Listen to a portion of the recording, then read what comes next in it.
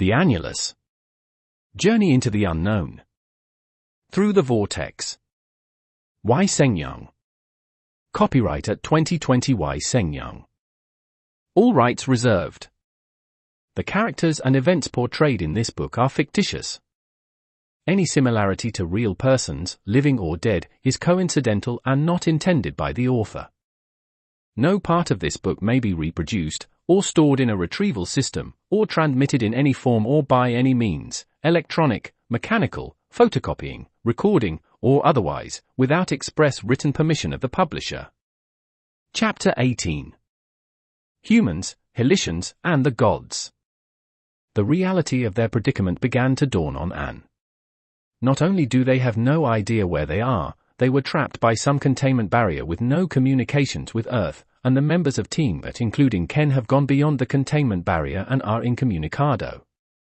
Ron kept activating and deactivating the proximity location switch. He was silent and all he could do was to think of his son Jake. Alistair kept to himself and thumbed through the manuals for the Russian nuclear weapons pack. Since Professor Anatoly is missing, he realized that it was now up to him. Should the decision be made to fire the Russian nuclear weapons pack, he will be the man that has to do it. Captain Evans continued to work on the multi-frequency communications device, trying to find a channel to contact Earth, or some channel, whatever channel open here in this new location that they have landed. And stood up and stared at the three men busy with their tasks. She tried to keep her words inside, but after fretting for a few minutes, she could not hold it in anymore.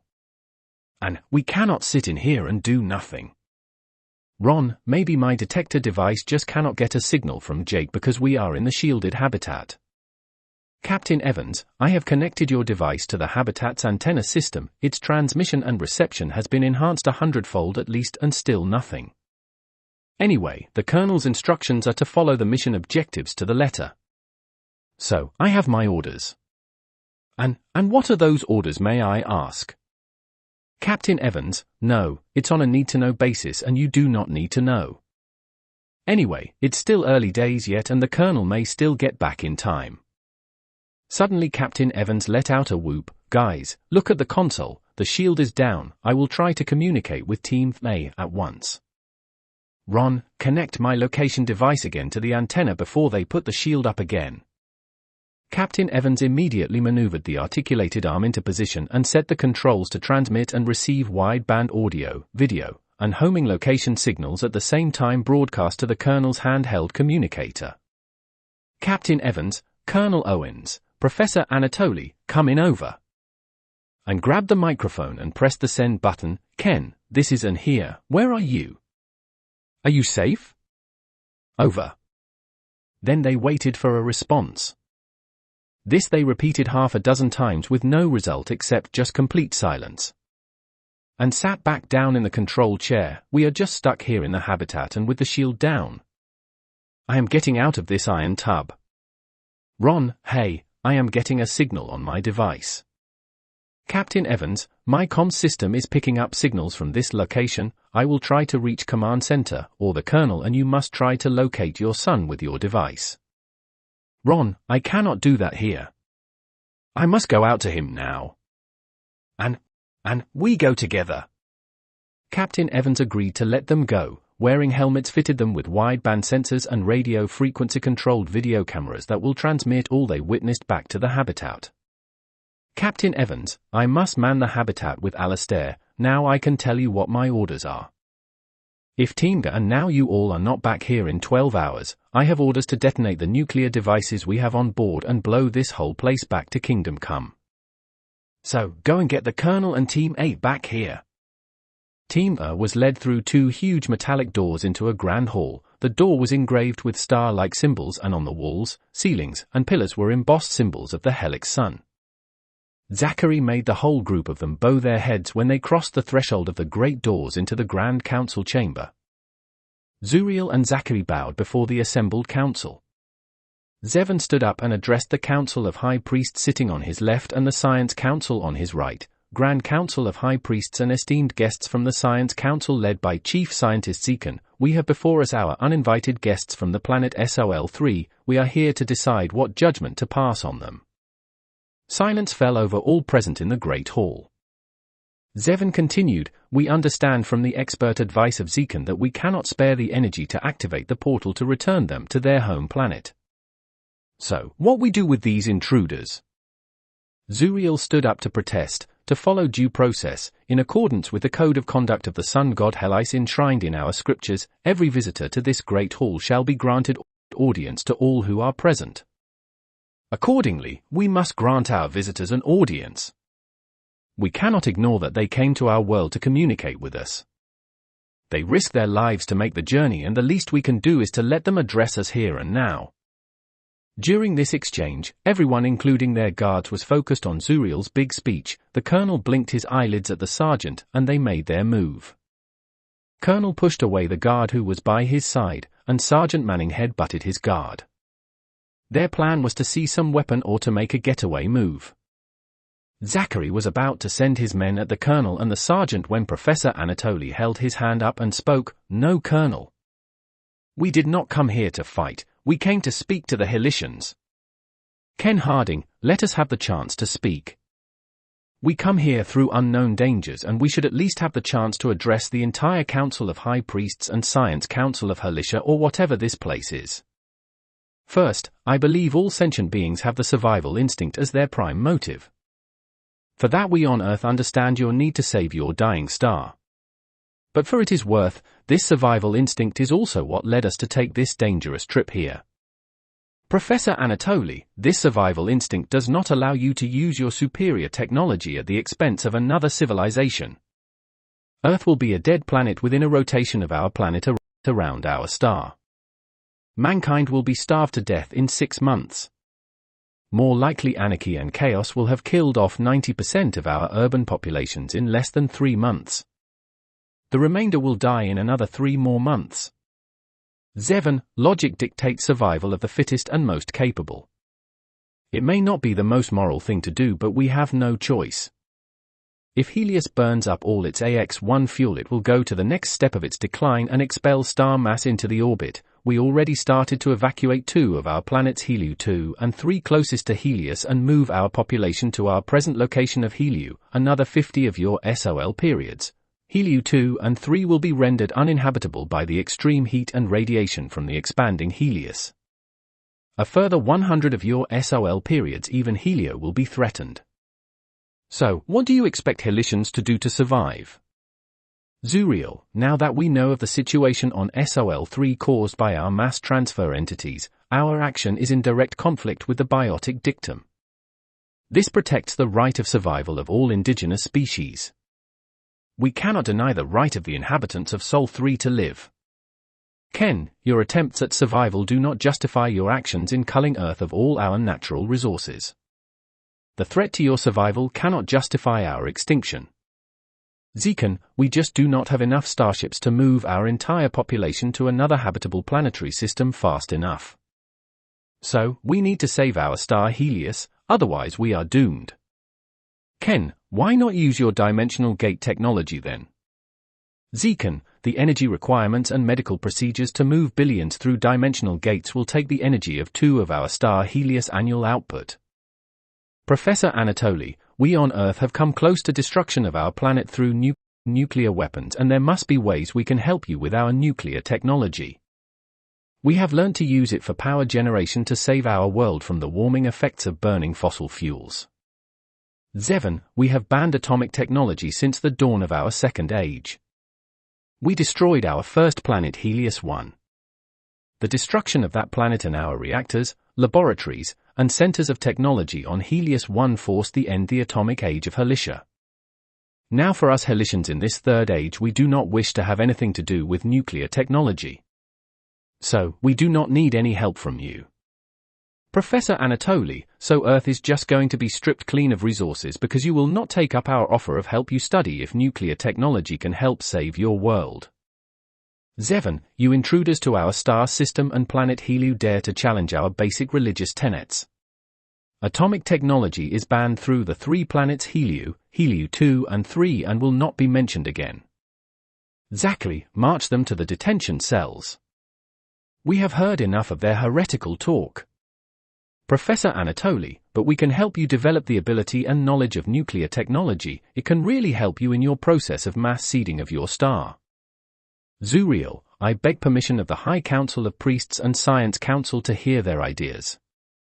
Zakari and I know that our recent breakthrough in our dimensional gate technology. Zakari came up to him and stared at him. Stop talking to them. The Chief High Priest have ruled. As the guards came up to them and led them to the vehicle, Sergeant Manning forced himself up to Colonel Owens and whispered, "Sir, we have to get back to Habitat to activate the BOP." Colonel Owens, "Sarge, the moment we get the chance we will do it." Jake followed Zillia and stepped through the hatch at the back of the cupboard in the basement laboratory. The hatch opened into a vertical shaft leading below the level of the garden. As he stepped down the vertical ladder built into the shaft, lights automatically came on and then flickered and died, leaving them in total darkness.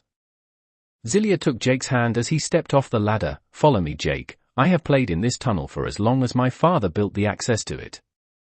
I know my way even in total darkness. Follow me along the tunnel and it brings us across the street to a house 2 streets away. Here, feel this bundle of cables and it will guide us the correct direction. This tunnel is part of the inspection tunnels for the fiber optic lines running below our streets." Jake followed her, and after about 3 minutes along the tunnel, Zillia stopped at another ladder on the wall of the tunnel.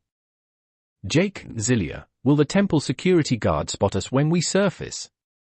"Zillia, my father has a lease on the garage over the next street. Its access is to the next street. He has parked a magneto hovercraft there, and we are to board that vehicle and to bring us to our destination. Come, let's hurry." Jake followed Zillia up the ladder, and at the top, she opened another hatch and climbed out. Jake followed her to emerge in a garage to find a similar vehicle used on his trip to the Grand Council chamber. Zillia took out a device from her pocket and activated the doors of the vehicle. They slid open and she waved Jake into the passenger seat while she sat behind the driver's seat. Jake looked at the console and said to Zillia, "Wow, this looks like an aircraft console. Do you know how to work these controls?" "Zillia, my father has pre-programmed this vehicle remotely. We just have to set it to autopilot mode and activate that program and it will bring us to our destination." They got into the vehicle and Zillia began to fiddle with the control console following the notes Zuriel sent to her handheld communications device. It took no more than a minute or so. The vehicle console lit up and the heads-up display unit showed a self-diagnostic check routine executing. As a ready status lit up, a subroutine activated. The program entered remotely into the memory of the vehicle central processing unit. The vehicle drive train powered up and the navigational screens appeared. Zillia looked up and turned to Jake. "Here, sit back and let the safety seat constraints activate automatically. That will release the vehicle parking brakes and we are on our way." The vehicle activated its lift motors and elevated off the ground. Jake watched Zillia's actions with admiration and respect. The garage doors swung open, and the car began to accelerate and swing into the driveway. As the vehicle stopped at the junction, Jake looked back 2 streets back where Zuriel's house was, and as their vehicle moved through the junction, Jake observed a pandemonium of vehicles and flashing lights. He turned towards Zillia, who nodded and said, "I think that excitement must mean they have discovered that we are nowhere to be found in my house." Over at Zillia's house, Zakari stood with his hand on his hip and stared at the security team leader assigned to guard the young human. "Zakari, why can't I leave any important task to you, Zenny? What is so difficult about guarding that young human who knows no one and has nowhere to go to?" "Zenny, we discovered a secret passageway leading to across the street and we suspect that there is a prearranged escape vehicle. The men are checking the security camera coverage at the street corners around the house." Zakari picked up his communicator and called the Central Security Center. "Zakari here, authority code, Zeta 3 Beta 42 Alpha. All right, we have a possible unauthorized vehicle entering grid Delta for Bravo 6. Activate security protocol XY3 and get all vehicles with no routing plan filed. Oh, and run the all points bulletin routine. Any vehicle with the transponder on silent or pre-programmed autopilot mode, activate the homing return command." He then turned to Zenny, "Run the search algorithm and we will narrow our search routines to locate that young human." "Zakari, Chief High Priest Zevon, I have bad news. the young human is missing from house detention at Zuriel's house. His daughter Zillia is missing too. Do I have your permission to question Zuriel and detain him? Zevon over the communicator. No, he has the support of Zekon and the Science Council to execute the mass transfer program to save our star. You have my permission to initiate a surveillance program on his movements and his usual places of activity. The young human and Zuriel's daughter may show up. Zakari, understood. Over and out. Zillia and Jake sat in the vehicle, and as it joined the vehicular highway, it paused and then merged with the flow of traffic. It picked up speed and headed for the pre-programmed destination. Within a few minutes of travel, the console started to buzz, and the console screen began to flash red. The vehicle stalled momentarily, and the console flashed a new warning symbol showing, home recall routine activated. Jake, what is the problem, Zillia? Zillia, my father did warn me about this. He equipped this vehicle with an override device that will direct the vehicle to one of the safe locations he had pre-programmed and then shut down the vehicle on arrival. But we won't reach our destination. Once we get there, I must call him to inform him of our location. He will instruct us what to do then. The vehicle slowed down and exited a ramp off the vehicular highway and pulled into a building. The vehicle doors opened. Jake and Zillia quickly exited and ran for cover in what looked to Jake as a loading bay as you would have on Earth. Ramp, big wide roller blind doors, a familiar looking setup. As Jake and Zillia ran for cover, the vehicle doors closed, and it lifted off and moved off to rejoin the highway. Jake looked up and asked Zillia, "Where are we?" "You said we need to tell your father our location so he can come to get us." "Zillia, seems my father was better prepared than the authorities would have wanted. The vehicle recall algorithm brings all unauthorized and autopilot vehicles to the central detention center in Helicians. In this way we would show up with our vehicle and be apprehended. But the override subroutine my father programmed into our vehicle reactivates the vehicle and brings it to a nearby detention center, notifies him and then erases its journey log. In this way, he gets a chance to come to our aid." "Jake, wait. Are you telling me this is a detention center where the security forces are?" "I guess it is still the best fallback plan we can expect." "Zillia, now we have to find a place to hide until my father can come to get us."